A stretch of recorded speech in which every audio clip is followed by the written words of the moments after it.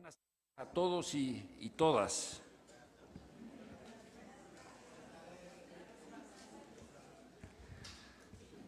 Agradezco a los hermanos zapatistas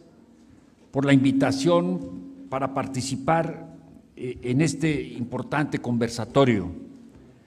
Es un gran honor apoyar la iniciativa del EZLN, Congreso Nacional Indígena, de elegir un Consejo Indígena de Gobierno para México, del que surja la candidatura de una mujer indígena para las elecciones presidenciales del 2018. Esta propuesta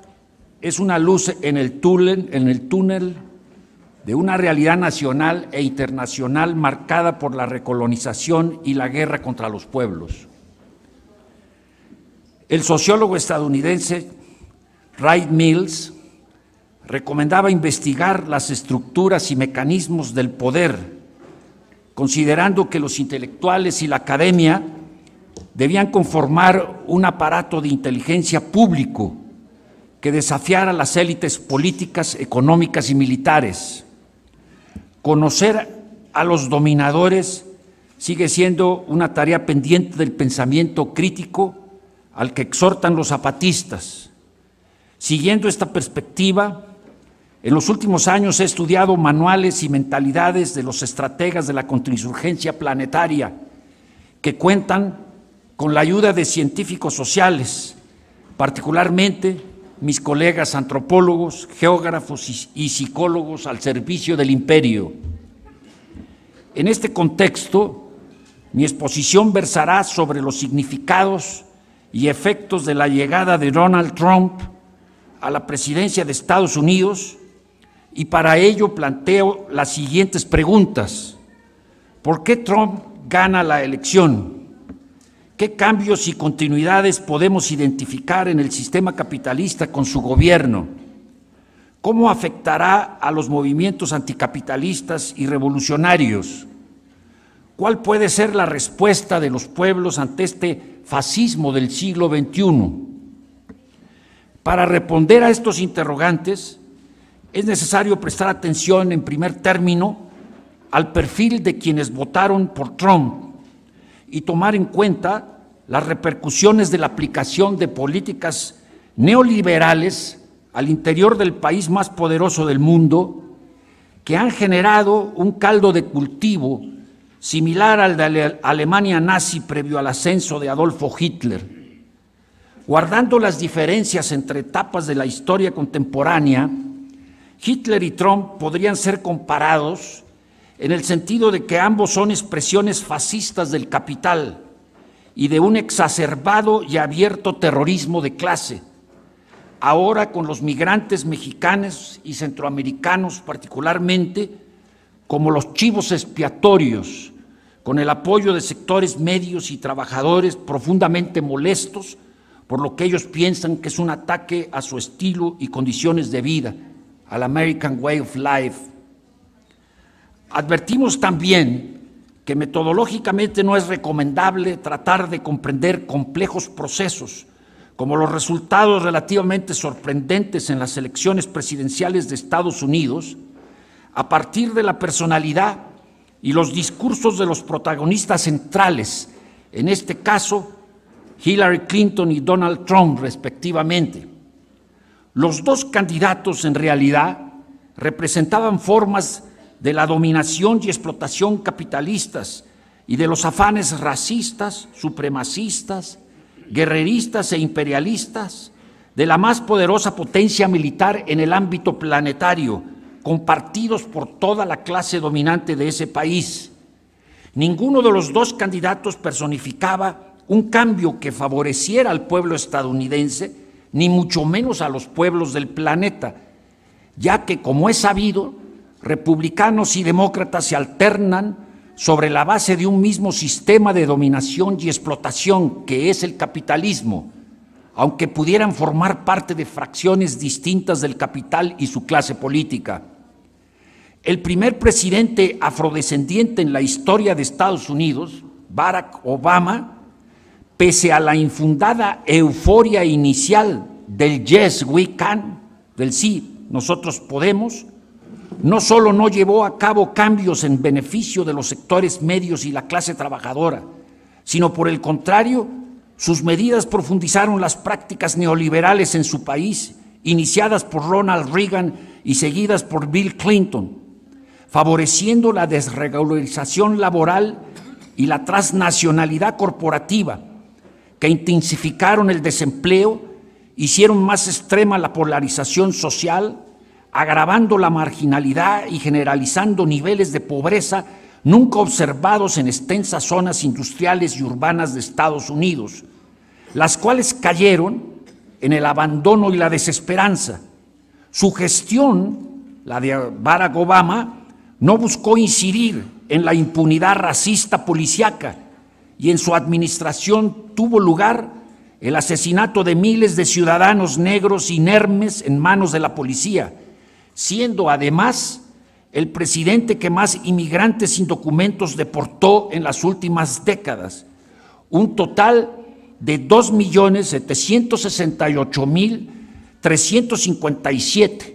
esto es 40% más que Bush hijo. El presidente demócrata también fue más lejos que su predecesor republicano en cuanto al involucramiento de su país en la estrategia de guerra permanente, asimétrica y de amplio espectro, la guerra que el fallecido su comandante Marcos llamara Cuarta Guerra Mundial, duplicando el número de países en que Estados Unidos lleva a cabo operaciones clandestinas de las llamadas fuerzas especiales. Incrementó las tropas en Afganistán, así como el uso de drones para eliminar enemigos sin importar los mal llamados daños colaterales, auténticos asesinatos masivos, y siguió apoyando la guerra de ocupación en Irak. Mantuvo la infernal prisión de Guantánamo, a pesar de sus promesas de campaña. Su gestión respaldó los golpes de Estado en Honduras, Paraguay y Brasil. No derogó el bloqueo contra Cuba, no obstante la reiniciación de relaciones diplomáticas. Continuó con la ocupación de Colombia mediante bases militares que amenazaba a Venezuela y Bolivia particularmente, apoyando abiertamente los esfuerzos de las derechas locales por derrocar a los gobiernos progresistas. Todo ello justificado por el derecho a llevar a todos los confines del mundo la supuesta guerra justa y necesaria, de la que calificó literalmente, y cito a Obama, como la única nación indispensable que existe en el planeta. Todo esto también a pesar de los altos costos políticos internos en el plano electoral. Dentro de la política estadounidense y lo que es políticamente correcto, Trump expresa la estridencia, la vulgaridad, la ignorancia, lo grotesco de lo que se ha denominado oscurantismo estadounidense. El perfil del votante que decidió el triunfo de Trump, de acuerdo con la investigación realizada por el consorcio Edison Research Election Pool, refiere a un hombre, 53% votaron por Trump, de color de piel blanca, 58%, mayor de 45 años, 53%, sin grado universitario, 67%, residente en una ciudad rural, 62%, conservador, 81%, protestante o cristiano, 58%, blanco evangélico, 81%, que va una vez a la semana a la iglesia, 56%, es casado, 53%, e hizo servicio militar, 61%. En política, los temas que más le interesaban son la migración y el terrorismo.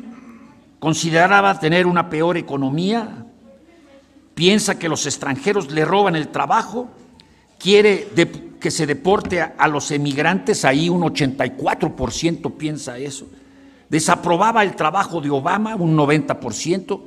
estaba muy enojado con su gobierno y cree que debe construirse el famoso Muro de México, 86%. También creía ese votante que Trump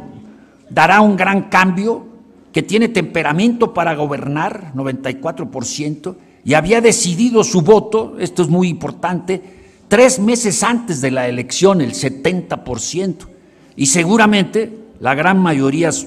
eran creacionistas. Así Trump supo aprovechar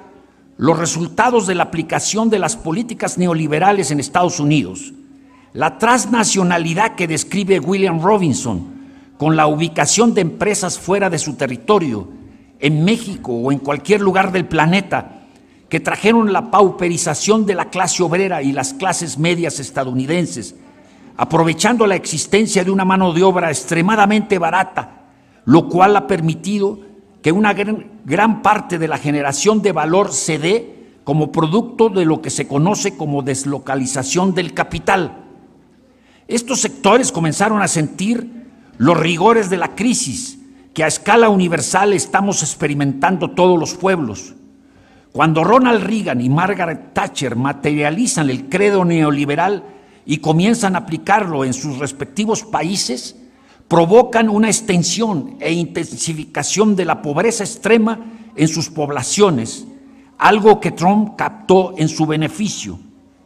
Ciertamente que las políticas neoliberales aplicadas dentro del territorio estadounidense han provocado el deterioro de amplias zonas urbanas industriales, de la obra pública en ciudades pequeñas de carácter rural, de los servicios de educación y salud, sumado al avance de una mentalidad oscurantista, antiabortista, antediversidad sexual, de una estructura familiar como la de Trump, en la que se le permite todo al macho, incluyendo sus obscenidades públicas, y la mujer no hace más que apoyarlo porque representa el modelo de familia que votó por Trump. El tipo de votante que dan los estudios postelectorales perfila a ese varón machista y a esa mujer sometida que vota por su victimario en casa y lo apoya sin importarle que sus libertades como mujer estén recortadas y su dignidad lesionada. Trump aprovechó estas formas interiorizadas de la dominación patriarcal, viniendo de una familia adinerada que había hecho su fortuna con la especulación inmobiliaria, expresa un nacionalismo de una fracción de la burguesía que no está, al menos de manera muy especial, como en el caso de los Clinton o de Obama, relacionada estrechamente con la transnacionalidad del capital. El simpatizante de Trump forma parte de esa población amorfa de ciudadanos descrita por Morris Berman en su libro Edad Oscura Americana, la fase final del imperio, marcada por la religiosidad providencial y fundamentalista, la ignorancia ignorada, esto es, no reconocida, la peor de todas, los prejuicios racistas y la creencia en una jerarquía racial, producto de la atrofia del sistema educativo y el pensamiento crítico y racional, el individualismo exacerbado y el patriotismo basado en las ideas del destino manifiesto y la visión dicotómica del mundo entre buenos y malos, perdedores y ganadores, características que unificadas e intensificadas en coyunturas electorales conforman terreno fértil para demagogos como Trump, quien expresa de manera pública, aún ahora como presidente, las ideas que mantiene esta población soterradamente. Si a este perfil de votantes agregamos un sistema electoral indirecto, obsoleto y antidemocrático, con un colegio electoral por encima del voto popular, de hecho Trump pierde casi con 2,5 millones de votos con la Hillary. Y si tomamos también el alto nivel de abstencionismo y el porcentaje de mujeres que votaron por Trump, nada menos que el 47% del total, no obstante ser un misógino reconocido y un abusador sexual comprobado que abiertamente denigra y cosifica a las mujeres, o no menos importante, si consideramos los miles de votantes de Trump integrantes de las minorías hispanas y afrodescendientes e incluso de origen árabe, a pesar del abierto racismo del entonces candidato presidencial predicando el odio y la violencia contra toda diversidad. De todo esto podemos concluir que su triunfo representó una expresión más de la crisis y el deterioro del imperio. De acuerdo con William Robinson, la globalización económica tiene su contrapartida en la formación transnacional de clases y en la emergencia de un Estado transnacional que existe para funcionar como la autoridad colectiva para la clase global gobernante. El Estado nacional no retiene su primacía ni ha desaparecido, sino que se ha ido transformando y ha sido absorbido en esta estructura más amplia de la transnacionalidad. Este estado emergente institucionaliza una nueva relación de clases entre el capital global y el trabajo global. Consideramos que esta tendencia no va a cambiar significativamente pese al neoproteccionismo de Trump y sus contrapartes europeas. Es prematuro a pensar, considero, que con Trump tiene lugar un cambio de época, o como afirman algunos analistas, como Álvaro García Linera, el fin de la globalización transnacional. Habría que matizar estos considerandos. Los obstáculos jurídicos, políticos para la aplicación de algunas de sus promesas electorales deben tomarse en cuenta, así como las variadas resistencias de sectores importantes del pueblo estadounidense y de la propia élite política desplazada. Lo que sí parece ser evidente es que la era Trump va a estar marcada por graves crisis políticas, económicas y sociales, como hemos observado en estos meses. De hecho, el día de hoy, la última noticia dice que se probó una bomba que no es atómica en Afganistán, pero que es una megabomba, ¿no? Asimismo, pese a sus estilos fuera de la etiqueta de la clase política de las últimas décadas, Trump, como cualquier presidente de Estados Unidos, está recibiendo en estos meses un curso intensivo acerca de los intereses estratégicos de la potencia imperialista y está encarando a los poderes fácticos, al Pentágono, a los representantes de las industrias militares que son el pivote de la economía estadounidense. Él sabe que ese negocio no puede parar. Trump tiene todos los rasgos de un fascista: su nacionalismo exacerbado, su misoginia, su política antimigrante, su xenofobia. El fascismo, no hay que olvidarlo, es una expresión del capital financiero cuando considera que es indispensable apretar las tuercas para imponer su dominación y control. Es el terrorismo de la burguesía, la violencia extrema aplicada a la dominación y a la explotación de clase, en la que no se respeta ningún derecho. Pero además Trump es ahora el comandante en jefe del ejército más poderoso del planeta. Y claro, este personaje y los halcones que conforman su gabinete, que incluye a 3 generales y conocidos supremacistas, puede llevar al mundo a un callejón sin salida o a una situación irreversible. En suma, considero que Trump dará continuidad a las acciones militares y de inteligencia de sus predecesores. En esta dirección, y a partir del análisis de las operaciones clandestinas que ha llevado a cabo el gobierno de Estados Unidos a escala planetaria durante los recientes gobiernos de republicanos y demócratas de las respectivas presidencias de Bush hijo y Obama, he propuesto el término de terrorismo global de Estado para caracterizar la política de violencia perpetrada por aparatos estatales imperialistas en el ámbito mundial contra pueblos y gobiernos con el propósito de infundir terror y en violación de las normas del derecho nacional e internacional. Ese terrorismo global de Estado ha ido acompañado por la complicidad de los estados de seguridad interna en países como el nuestro, que operan de manera subordinada a los intereses de dominación del capital financiero, predominantemente estadounidense. He sostenido que en el estudio del terrorismo se ha enfatizado el individual y el de grupos clandestinos de todo el espectro político, dejando a un lado el papel del imperialismo estadounidense y los estados capitalistas en la organización y el establecimiento del terrorismo interno y el que se impone en el ámbito internacional. El terrorismo global de Estado violenta los marcos ideológicos y políticos de la represión legal,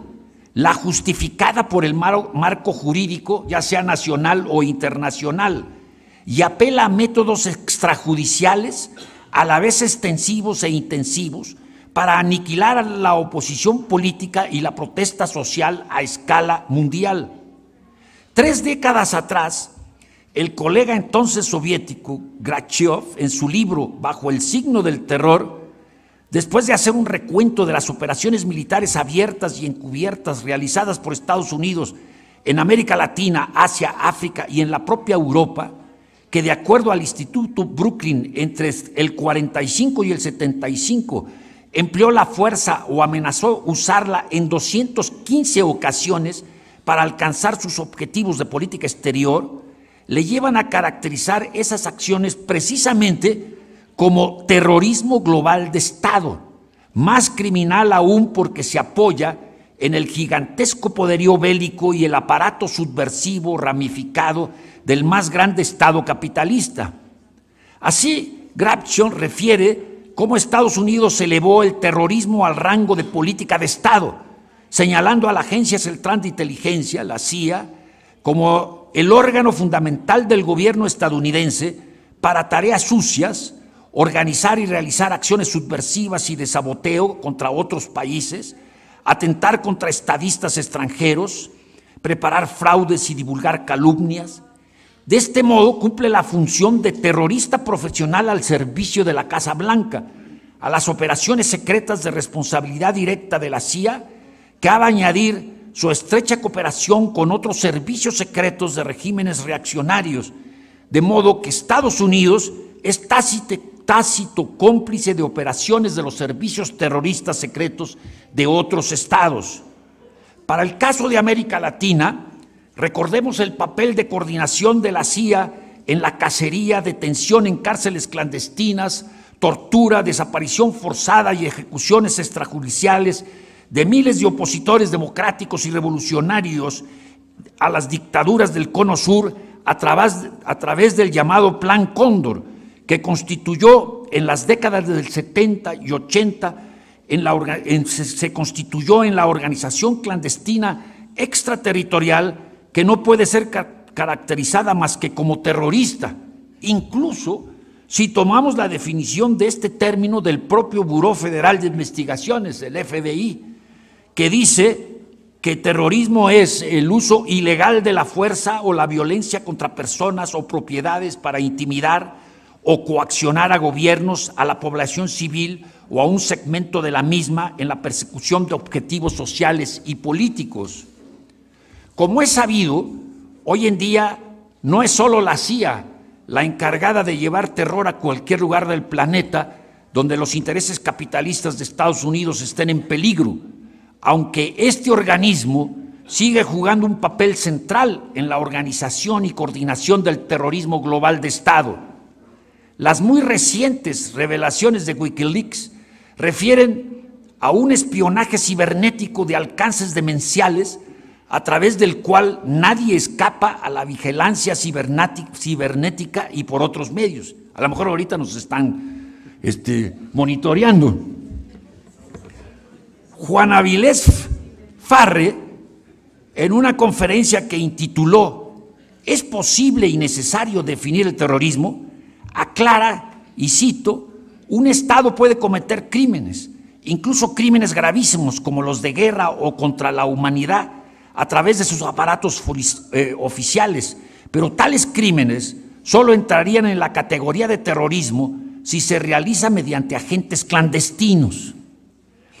El problema de esta afirmación consiste en que la frontera entre las acciones de los aparatos secretos o clandestinos de un Estado y los abiertos muchas veces se combinan con las operaciones igualmente encubiertas de fuerzas de comando especializadas que actúan en el mayor sigilo, como las fuerzas especiales, en la mayor secrecía, por lo que con independencia, esta es mi opinión, de quienes ejecutan los actos de violencia contra opositores armados o no combatientes, estos actos pueden ser clasificados dentro de la categoría de terrorismo, al igual que ser considerados crímenes de guerra y lesa humanidad.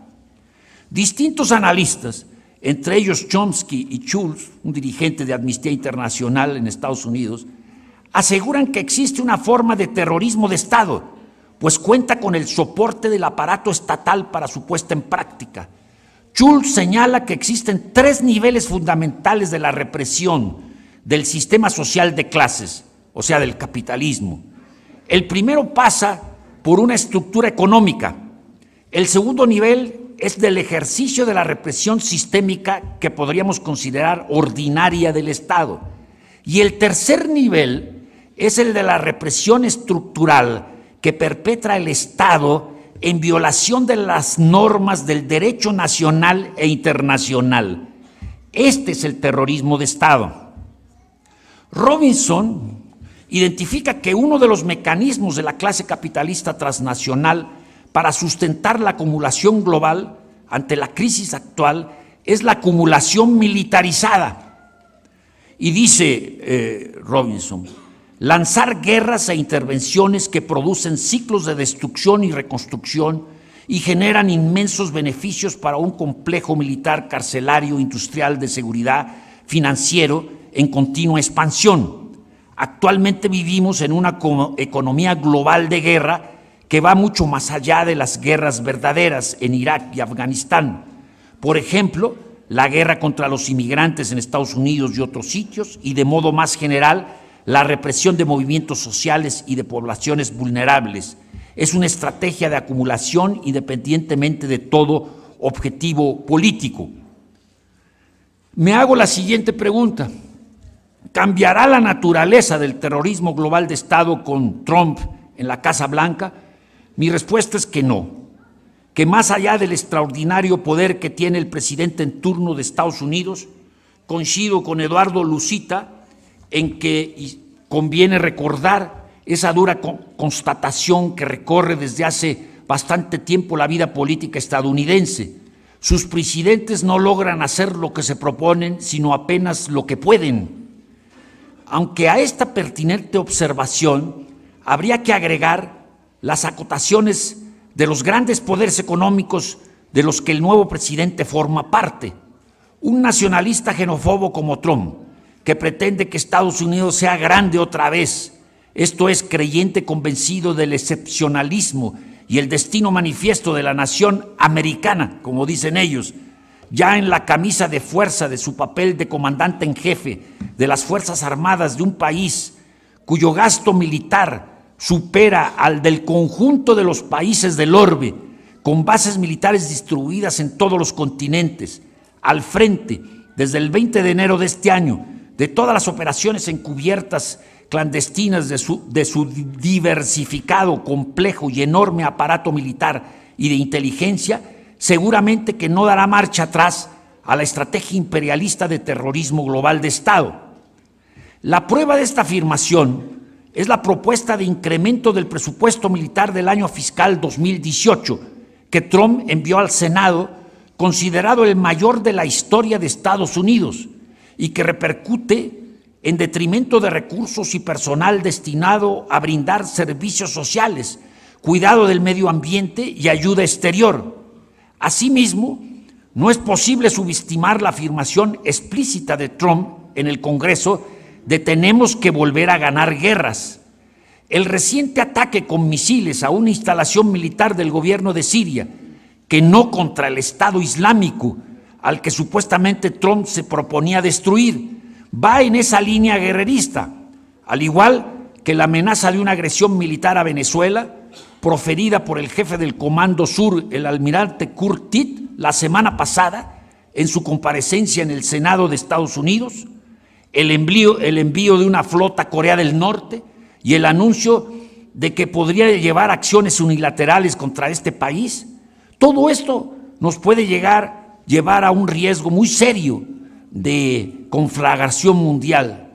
También Trump ha intensificado operaciones militares en Irak, Yemen y Somalia.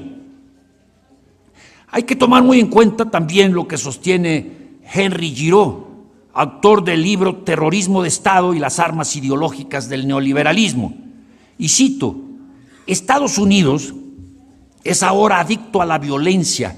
porque la guerra contra el terrorismo se basa en un miedo extremo y en el odio a los considerados enemigos. Como resultado se alimenta la maquinaria de la guerra permanente, inventando constantemente un otro demonizado. Creo básicamente que el terror es ahora una parte central del sistema nervioso político en Estados Unidos, que se ha convertido en el principal organizador de la sociedad. El discurso de la guerra, la violencia y el miedo moldean en gran medida nuestra concepción de nosotros mismos, de nuestras relaciones con los demás y con el mundo en general. Los vocabularios definitorios de la vida americana socavan la posibilidad de cuestionar la suposición de que la violencia es la herramienta más importante para abordar los problemas sociales. En este caso, la guerra contra el terrorismo ha creado una cultura bélica que funciona a través de diversos aparatos culturales de las escuelas y los principales medios de comunicación para producir una sociedad llena de violencia. Estados Unidos es un país saturado con el discurso de la guerra y la violencia, lo que evidencia en gran parte el uso generalizado de las metáforas de la guerra, que van desde la guerra contra las drogas, la guerra contra el crimen, hasta la guerra contra el terror. En suma, esta adicción a la violencia en el plano ideológico, cultural, educativo, el presupuesto militar más grande de la historia estadounidense, la agresión militar a Siria, las recientes órdenes ejecutivas y el endurecimiento de leyes en materia de migración que criminalizan a millones de personas en razón de su origen nacional, la obsesión por seguir construyendo el muro fronterizo, las fijaciones presidenciales de hacer grande nuevamente Estados Unidos, la euforia del Ku Klux Klan y otras organizaciones de la ultraderecha, tanto de Estados Unidos como de otras latitudes, por tener a uno de los suyos en la Casa Blanca, no son buenos augurios para las luchas de resistencia revolucionaria y aún democráticas y progresistas del mundo. Particularmente graves son las consideraciones del nuevo presidente estadounidense con respecto a México y las reacciones contenidas de traición nacional del gobierno de Enrique Peña Nieto y el grupo gobernante, que causan vergüenza e indignación. Nunca en la historia del país, desde la guerra del 47 en el siglo XIX y la pérdida de la mitad de nuestro territorio, el decoro y la dignidad nacionales habían sido tan humillados por ese norte violento y brutal que nos desprecia, como calificaría Martí a Estados Unidos. Debemos, como señalaron los zapatistas, prepararnos para cuando la tormenta arrecie aún más. Y en estas circunstancias, tener presente que desde el surgimiento de las sociedades nacionales surge un político sociopolítico conformado por las clases explotadas y marginadas, las clases desposeídas, obreros, trabajadores, campesinos, sectores de la intelectualidad, las entidades socioétnicas subordinadas, esto es los pueblos originarios. Este conjunto de clases y grupos sociales que forman el pueblo va integrándose a los procesos de conformación de la nación en una permanente lucha por sobrevivir y desarrollarse. Así se constituye la nación-pueblo. Podemos establecer una diferencia entre el nacionalismo estatista y el nacionalismo popular, enraizados ambos en la historia misma de las naciones, incluso de las naciones europeas clásicas.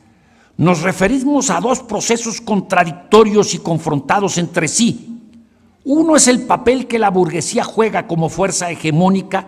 que introduce la idea de nación, que establece las naciones contemporáneas a partir de su hegemonía político-militar, esto es, estatal, sobre territorios determinados. Son naciones que surgen de las fuerzas burguesas en busca de mercados internos permanentes, de la necesidad de fronteras que delimitan un territorio en el que se uniforme jurídicamente la explotación del trabajo por el capital a través de códigos legales, lingüísticos y culturales. El otro tipo de nacionalismo, de la nación-pueblo, es el patriotismo que Martí expresó poéticamente de esta manera: el amor madre a la patria no es el amor ridículo a la tierra, ni a la hierba que pisan nuestras plantas, es el odio invencible a quien la oprime, es el rencor eterno a quien la ataca. Lenin reflexionaba al respecto: ¿nos es ajeno a nosotros, proletarios conscientes rusos, el sentimiento de orgullo nacional? Pues claro que no. Amamos nuestra lengua y nuestra patria. Ponemos todo nuestro empeño en que sus masas trabajadoras, es decir, las 9/10 partes de su población, se eleven a una vida consciente de demócratas y socialistas. Nada nos duele tanto como ver, sentir las violencias, la opresión y el escarnio a que los verdugos zaristas, los aristócratas y los capitalistas someten a nuestra hermosa patria. De ahí la necesidad de reformular la reconstrucción de la nación desde abajo, como plantean los zapatistas y el Congreso Nacional Indígena, a partir de vincularse estrechamente a los problemas y las demandas de las grandes mayorías populares, a la historia y a la realidad nacionales, a las tradiciones de lucha y resistencia de los diversos sectores del pueblo como categoría clasista y de los pueblos en su connotación étnico-lingüístico-cultural, esto es, enraizarse y nutrirse en el espacio y el tiempo nacionales. No basta la autodeterminación política de la nación y la igualdad jurídica formal. Es necesario asumir la constitución interna de la nación y su direccionalidad clasista y tomar en cuenta que en esta etapa de transnacionalización del Estado, la independencia nacional se encuentra sujeta a profundos cuestionamientos, ya que la soberanía política, económica y militar, capacidad fundamental de la autodeterminación, es restringida al máximo por las necesidades de la actual forma de reproducción del capital. Por ello, es necesaria la independencia en lo económico y es fundamental la democratización de la sociedad en el sentido de un ejercicio de la soberanía popular, esto es, el establecimiento de la hegemonía de las clases subalternas que otorgue esa direccionalidad democrático-popular a la nación, así como el establecimiento efectivo de la pluralidad étnico-cultural a través de las autonomías. Solo a partir de esa hegemonía popular es posible considerar la unidad nacional desde abajo y a la izquierda. Por ello, resulta inadmisible que quienes convocan a la unidad nacional frente a las agresiones de Trump sean los mismos vendepatrias que han llevado al país a este desastre, o quienes llaman desde la izquierda institucionalizada a la unidad nacional en torno a Peña Nieto, o defendiendo el Tratado de Libre Comercio y aceptando la inversión de la megaminería canadiense, como lo hace AMLO.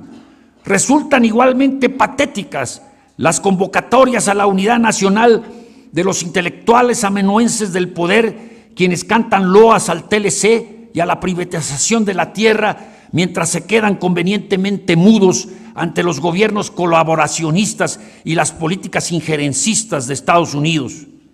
Precisamente, y hay que recordarlo, una de las tantas aportaciones del zapatismo es que este movimiento insurgente logra superar las ideas que se desprenden de la matriz teórica marxista en el sentido de considerar a la nación como un mero residuo de la época democrática o burguesa o como un monopolio de las clases dominantes y en consecuencias dueñas de la simbología nacional, administradoras únicas del ritual patriótico y de la historia nacional. El zapatismo descubre las contradicciones básicas del Estado-nación actual en lo referente a la profunda polarización económica y social, la transnacionalización de la rectoría económica y política de nuestros países, la negativa de aceptar la pluralidad étnico-cultural como base para la reforma del Estado y la sociedad, que se expresa en el incumplimiento de los acuerdos de San Andrés, la pérdida de conquistas humano-civilizatoria como los niveles salariales, las organizaciones sindicales, los compromisos sociales del Estado, instituciones y garantes jurídicas de protección y reproducción de la fuerza de trabajo, la educación pública gratuita, la salud, la vivienda, la alimentación, el acceso al agua, a la justicia, etcétera. Todo ello acompañado de un vaciamiento de la política y los derechos democráticos en términos de una democracia tutelada por los grandes electores,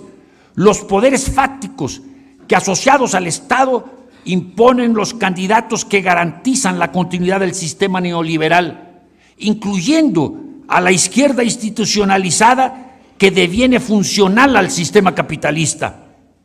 El único artículo fundamental de la violentada Carta Magna, que recuerde que aún queda sin modificaciones dictadas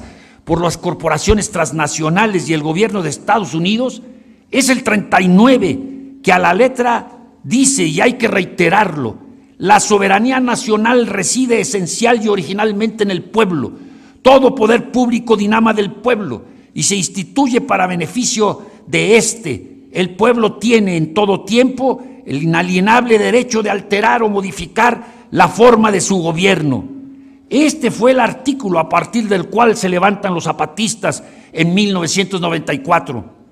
Pero ¿qué sucede? Como es el caso, si el poder público ya no dinama o procede del pueblo, ni lo beneficia en modo alguno, porque se ha ido conformando una élite política criminal, parásita y corrupta, que a contrasentido opta por renunciar a la rectoría económica del país y entrega a corporaciones extranjeras y a grupos privados la soberanía nacional sobre territorios, playas, recursos naturales y estratégicos.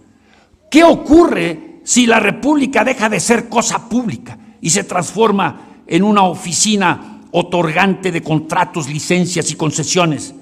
¿Qué pasa si un grupo de oligarcas apátridas decide como política de Estado únicamente lo que más conviene a su beneficio y al de sus patrones, los patrones que aquí el comandante Moy mencionaba el día de ayer, y con ello da al traste con cualquier tipo de representatividad democrática? Esto es, si las contrarreformas y gobiernos neoliberales rompen con el pacto social de la Constitución del 17 y convierten a los poderes constituidos en autoridades de traición nacional, ¿cómo puede el pueblo entonces alterar o modificar la forma del gobierno? En momentos como los que hoy vivimos, de una grave emergencia nacional, la llamada unidad de la nación desde abajo debe darse en torno al artículo 39 constitucional, a partir del más amplio esfuerzo unitario de los veneros patrióticos revolucionarios que se articulen en un programa mínimo claramente definido en función de los intereses nacionales y populares, y que paralelamente responda al conjunto de las luchas y resistencias heterogéneas y diversas que se están llevando a cabo en todo el territorio. El despojo a la nación y el asalto a la República se llevan a cabo no solo en el traspaso de tierras y energéticos a las corporaciones